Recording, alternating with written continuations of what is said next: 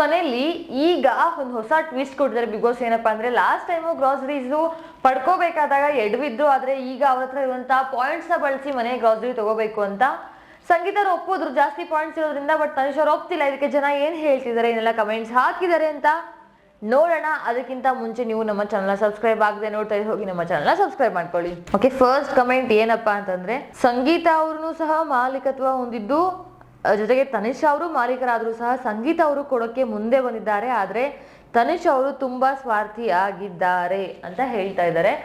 ಹೌದು, ಅಲ್ಲಿ ವಿನಯ್ ಅವ್ರು ಹೇಳ್ತಾರೆ ಏನಪ್ಪಾ ಅಂದ್ರೆ ಜಾಸ್ತಿ ಪಾಯಿಂಟ್ಸ್ ಇರೋದು ಮಾಲೀಕರ ಹತ್ರ ಮಾತ್ರ, ಸೊ ಮಾಲೀಕರು ಕೊಡ್ಬೋದು ಅಂತ.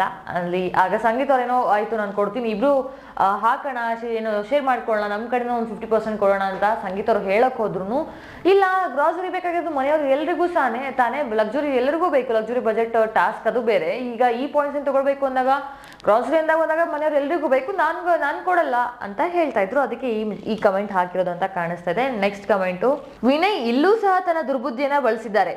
ಯಾಕೆಂದ್ರೆ ಮಾಲೀಕರ ಹತ್ರ ಜಾಸ್ತಿ ಪಾಯಿಂಟ್ಸ್ ಇರುತ್ತೆ ಅಂತಂದ್ರೆ ಸಂಗೀತ ಅವರು ಇಲ್ಲಿ ಪಾಯಿಂಟ್ಸ್ ಜಾಸ್ತಿ ಹಾಕ್ಬಿಟ್ರೆ ಅವರು ಕ್ಯಾಪ್ಟನ್ಸಿ ಟಾಸ್ಕ್ಗೆ ಬರಕ್ ಆಗಲ್ಲ. ಹಾಗಾಗಿ ಮನೇಲಿ ತಂದಿಟ್ಟು ಜಗಳ ನೋಡೋದು ಅಂತಂದ್ರೆ ಅದು ವಿನಯ್ ಅವರಿಂದ ಮಾತ್ರ ಅಂತ ಹೇಳ್ತಾ ಇದ್ದಾರೆ. ಅಂಡ್ ಇದ್ರ ಬಗ್ಗೆ ನಿಮ್ಗೆ ಅನ್ಸುತ್ತೆ ಅಂತ ಕಮೆಂಟ್ ಮಾಡಿ. ಬಿಕಾಸ್ ಅಲ್ಲಿ ವಿನಯ್ ಅವರೇ ಹೇಳಿದ್ದ ಆ ಮಾತನ್ನ, ಮುಖ್ಯಸ್ಥರ ಹತ್ರ ಜಾಸ್ತಿ ಪಾಯಿಂಟ್ಸ್ ಇರೋದು ಅಂತ. ಬಟ್ ಲಕ್ಸುರಿ ಅದೆಲ್ಲ ಅವ್ರವ್ರು ಪಡ್ಕೊಂಡಿದ್ದ ಪಾಯಿಂಟ್ಸ್ ಆಗಿತ್ತು. ಅಂಡ್ ಮನೇಲಿ ಗ್ರಾಸರಿ ಬೇಕು ಅಂದಾಗ ಎಲ್ಲರೂ ಸಮವಾಗಿ ಹಾಕ್ಬೇಕಾಗಿತ್ತೆ ಹೊರತು ಜಾಸ್ತಿ ಇರೋ ಹತ್ರ ಜಾಸ್ತಿ ಹಾಕೋದು ಅದೆಲ್ಲ ಮನೆ ಆಟಕ್ಕೆ ಹೊಂದಿಲ್ಲ ಅಂತ ಅನಿಸ್ತಾ ಇದೆ ಜನಗಳಿಗೆ. ಹಾಗಾಗಿ ಅದನ್ನ ಪಾಯಿಂಟ್ ವಿನಯ್ ಅವ್ರು ಹೇಳೋದು ಅವಶ್ಯಕತೆ ಇರಲಿಲ್ಲ ಅಂತಾನು ಹೇಳ್ತಾ ಇದ್ದಾರೆ. ಸೊ ನಿಮ್ಗೆ ಅನ್ಸುತ್ತೆ ಅಂತ ಹೇಳಿ. ಅಂಡ್ ನೆಕ್ಸ್ಟ್ ಕಮೆಂಟ್, ಮನೆಯವರು ಎಷ್ಟೇ ದ್ವೇಷ ಮಾಡಿದ್ರು, ಮನೆಯವರೆಲ್ಲ ಸೇರಿ ಸಂಗೀತ ಅವ್ರನ್ನ ಟಾರ್ಗೆಟ್ ಮಾಡಿದ್ರು ಸಹ ಮನೆಯವರು ಊಟಕ್ಕೋಸ್ಕರ ಅಂತ ತಮ್ಮ ಹತ್ರ ಇರೋ ಪಾಯಿಂಟ್ಸ್ ನ ಕೊಡೋಕು ರೆಡಿ ಆಗಿದ್ದಾರೆ ಸಂಗೀತ ಅವರು. ಆದ್ರೆ ತನಿಷ್ ಅವ್ರಿಗೆ ಮಾತ್ರ ಈ ಬುದ್ಧಿ ಇಲ್ಲ.